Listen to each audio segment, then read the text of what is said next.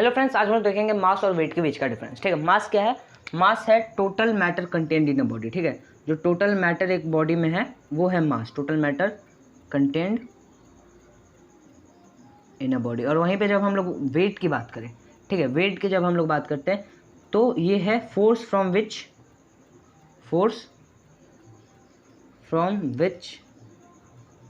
Earth attracts you. ठीक है, जिससे हमें वो फोर्स जिससे हमें अर्थ अट्रैक्ट करता है वो है हमारा क्या? वेट। वो है हमारा वेट। और मास क्या है? मास है total matter content in body. ठीक है, जो टोटल मैटर है हमारे बॉडी में वो है हमारा मास। ठीक है, सो मास जो है वो हर एक जगह सेम रहेगा। क्यों सेम रहेगा? अच्छा, मास क्या है? मास को पहले देखो। फोर्स को हमने डिफाइन किया है कि फोर्स इक्वल एम है। ठीक है, फोर्स को हमने बोला है कि फोर्स इक्वल एम है। अगर हमने बोला है कि फोर्स इक्वल एम ए होता है तो इस हिसाब से अगर हमने कुछ एक डिफाइंड न्यूटन, सपोज करो डिफाइंड 2 न्यूटन का हमने एक फोर्स लगाया। ठीक है, 2 न्यूटन का फोर्स, और हमें इससे पता है कि कुछ एक एक्सेलरेशन होने वाला है, इससे 2 मीटर पर सेकेंड स्क्वायर का या फिर 5 मीटर पर सेकेंड स्क्वायर का कुछ ऐसा एक्सेलरेशन होगा। ठीक है, ऐसा मतलब कुछ एक्सेलरेशन होगा।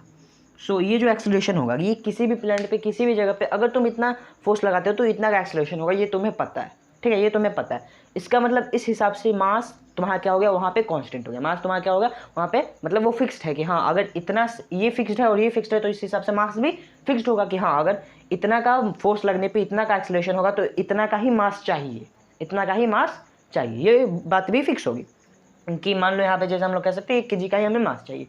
ठीक है, तो ये चीज़ें हमारी फिक्स होगी। तो मास इस वजह से फिक्स है, मास कहीं पे भी नहीं बदलता। मास डज नॉट चेंज एनीवेयर। क्या? मास डज नॉट चेंज एनीवेयर। ये ठीक है, मास दुनिया में किसी भी प्लैनेट पे चल जाओ, कुछ भी कर लो, मास आपका नहीं बदलने वाला। लेकिन वेट के साथ बहुत सी चीज़ें हैं। ठीक है, हमने यहाँ पे लिख तो दिया कि force from which earth attracts you, जिससे कि तुम्हें अर्थ अट्रैक्ट करे, जिस फोर्स से तुम्हें अर्थ अपनी तरफ खींचता है। ठीक है, लेकिन अर्थ ही नहीं, कोई भी दूसरा प्लैनेट, किसी दूसरे प्लैनेट पे तुम चले जाओ, किसी जगह पे तुम चले जाओ, वो जो चीज़ तुम्हें जिस फोर्स से तुम्हें खींच रही है वो होता है तुम्हारा वेट। ठीक है, उस जगह पे वो होता है तुम्हारा वेट। क्या होता है? वो तुम्हारा वेट होता है। अब इसको हम लोग को देखना है कि ये हमारा इसका आगे का फॉर्मूला क्या है। ठीक है, जैसे मास का तो हमने देख लिया कि मास चेंज नहीं होता, और मास हमने देखा कि कहीं पे भी चेंज नहीं होता। मास वो है जो total matter content in body, जो चेंज ही नहीं होता, जिसको हम पता ही नहीं, जो चेंज नहीं हो रहा है, जिसको हम, तो उसको हम पता क्या करेंगे? मास हमें डायरेक्ट दिया होगा, अगर क्वेश्चन में आता है मास तो हमें मास दिया होगा कि हाँ इतना मास है, हमें पता नहीं करना होगा। एक्चुअली अगर पता भी करना होगा तो हमें पता करना होगा फोर्स इक्वल एम ए वाले कॉन्सेप्ट से। ठीक है, तो वो आपको पता है। सो अगर हम वेट को देखें, वेट क्या है? सो यहाँ पे बोल रहा है force from which earth attracts you. Earth attract करता है जिस फोर्स से हमें अट्रैक्ट करता है। सो मुझे अट्रैक्ट करता है, आपको अट्रैक्ट करता है, इस बोर्ड को अट्रैक्ट करता है, या फिर किसी भी चीज़ को अट्रैक्ट करता है। ठीक है, कुर्सी हो गया, टेबल हो गया, पंखा हो गया, किसी भी चीज़ को ये जो अर्थ जिस फोर्स से अट्रैक्ट करता है उसको वेट करते हैं। उस चीज़ का, उसको जिस फोर्स से उसको अट्रैक्ट करता है वो उसका वेट होता है, उस ऑब्जेक्ट का वेट होता है।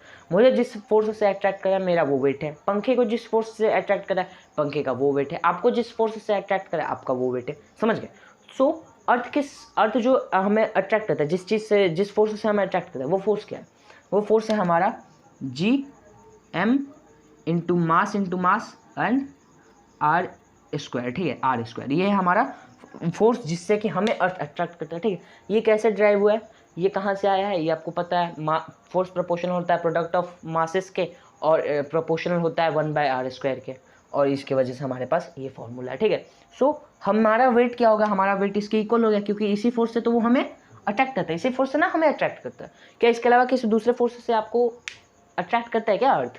इस फोर्स से ही अट्रैक्ट करता है अर्थ हो गया, या फिर कोई भी दुनिया का कोई भी ऑब्जेक्ट हो गया, कोई भी प्लैनेट हो गया, आपको वो प्लैनेट इसी फोर्स से अट्रैक्ट करता है। सही है, कोई प्रॉब्लम नहीं, कोई प्रॉब्लम नहीं है। चलो अब आगे देखते हैं। इसको अगर हम लोग आगे लिखना चाहें तो इसको हम लोग कुछ ऐसे लिख सकते हैं, Gm/r²।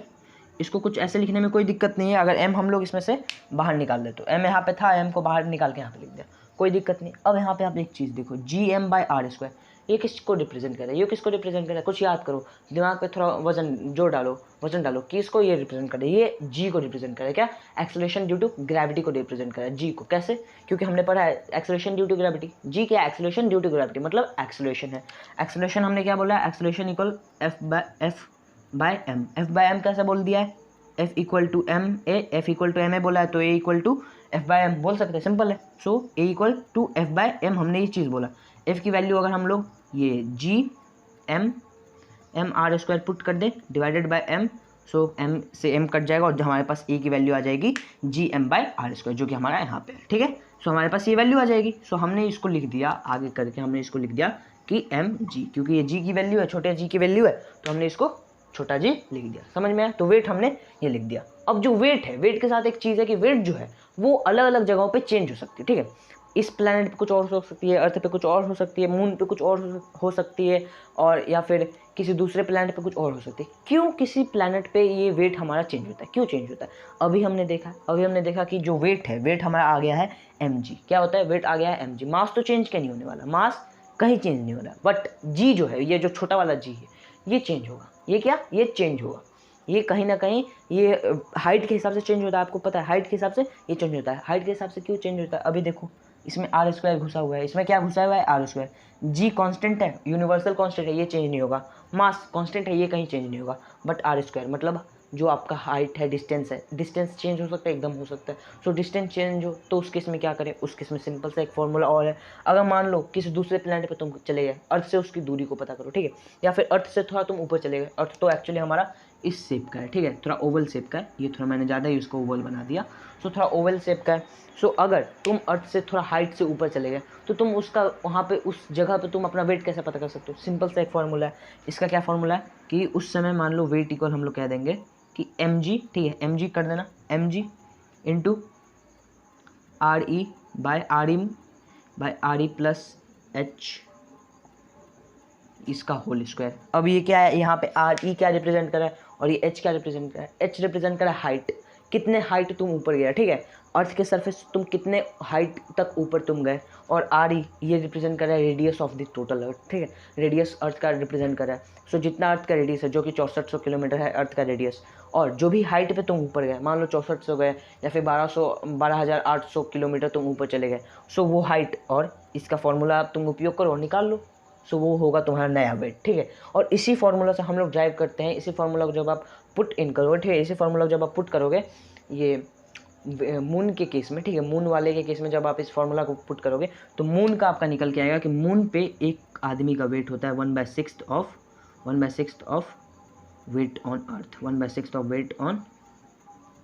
वेट ऑन अर्थ को हम लोग WE से डिनोट करते हैं, वेट ऑन अर्थ, ठीक है, 1/6 ऑफ वेट ऑन अर्थ, और इसको WM से।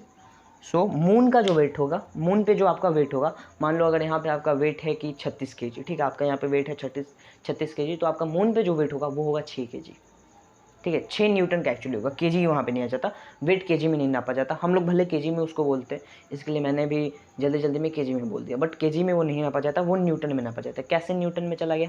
न्यूटन में यहाँ पे देखो एम जी है, जी क्या है? एक्सीलरेशन को रिप्रेजेंट करता है। एम ए क्या है? फोर्स को रिप्रेजेंट करता है। फोर्स किस में नापा जाता है? न्यूटन में। सो वेट किस में नापा जाएगा? न्यूटन में। मास किस में नापा जाता है? केजी में। मास को केजी में नापा जाता है और वेट को न्यूटन में। उम्मीद है आपको मास और वेट के बीच का डिफरेंस पता चल गया। एक बार क्या करते हैं, मास क्या है? मास है total matter content in a body, जो मेरे बॉडी में टोटल मैटर है वो है मेरा मास। मास कहीं पे चेंज नहीं होने वाला। क्यों नहीं चेंज होने वाला? क्योंकि आपको पता है कि आप कुछ डिफाइंड फोर्स लगाओगे तो डिफाइंड एक्सेलरेशन होगा। सो अगर ये डिफाइंड फोर्स पर डिफाइंड एक्सेलरेशन होने वाला है, इसका मतलब डिफाइंड मास रहने वाला है। तो मास कहीं पे भी चेंज नहीं होगा, मास पूरे यूनिवर्स में सेम रहेगा। आपका जो भी मास है, अगर आप 54 kg के हो, 50 kg के हो, तो आप कहीं पे भी चले जाओ, मून पे चले जाओ, मरकरी पे चले जाओ, वीनस पे चले जाओ, आपका मास 50 kg ही रहेगा, ठीक है, आपका मास 50 kg रहेगा। बट वेट चेंज होगा। क्यों? वेट वो फोर्स है जिससे कि आपको कोई भी प्लेनेट, जैसे कि अर्थ में है तो अर्थ आपको अट्रैक्ट करता है, मून पे तो आपको मून कौन से फोर्स से अट्रैक्ट करता है, वीनस पे गया तो वीनस आपको कौन सा फोर्स से अट्रैक्ट करता है, मरकरी पे गया तो मरकरी आपको कौन सा फोर्स से अट्रैक्ट करता है, वो फोर्स है आपका वेट, ठीक है। सो यहाँ पे अगर हम लोग वेट को निकालें, सो वेट हो गया आपका फोर्स, तो ये हो गया हमारा फोर्स का फॉर्मूला, ये हमारा फोर्स का फॉर्मूला, ग्रेविटेशन के फोर्स का फॉर्मूला, जिसको कि हमने आगे पुट किया, एम कॉमन निकाल लिया और G M by R square, G M by R square किसको रिप्रेजेंट करता है? जी को। So M G, weight equal M G, ये अर्थ के लिए है, ये कहाँ के लिए है? ये अर्थ के लिए ये काम करेगा। दूसरे जगह के लिए जो कि अर्थ से थोड़ी दूरी है, जहाँ पे अर्थ से थोड़ा दूर है, वहाँ के लिए ये फॉर्मूला काम करेगा, अगर आपको एक हाइट दिया हुआ है कि अर्थ के सरफेस से कोई ऑब्जेक्ट इतने हाइट पे है तो उसका वेट पता करो, तो आप इस फॉर्मूला को पुट करो, आपको उसका वेट पता चल जाएगा। अब ये फॉर्मूला कैसे ड्राइव हुआ है, ठीक है, ये फॉर्मूला कैसे निकला है, ये सारी चीज़ें जो है ये सारी चीज़ें हम लोग वेरिएशंस इन जी में पढ़ते हैं, ठीक है, वेरिएशंस ऑफ जी में ये सारी चीज़ें हम लोग पढ़ लेते हैं। सो उसका वीडियो मैं अभी बनाऊंगा, तो आप लोग उसमें देख लेना, ठीक है। मिलता है अगले वीडियो में, तब तक के लिए धन्यवाद।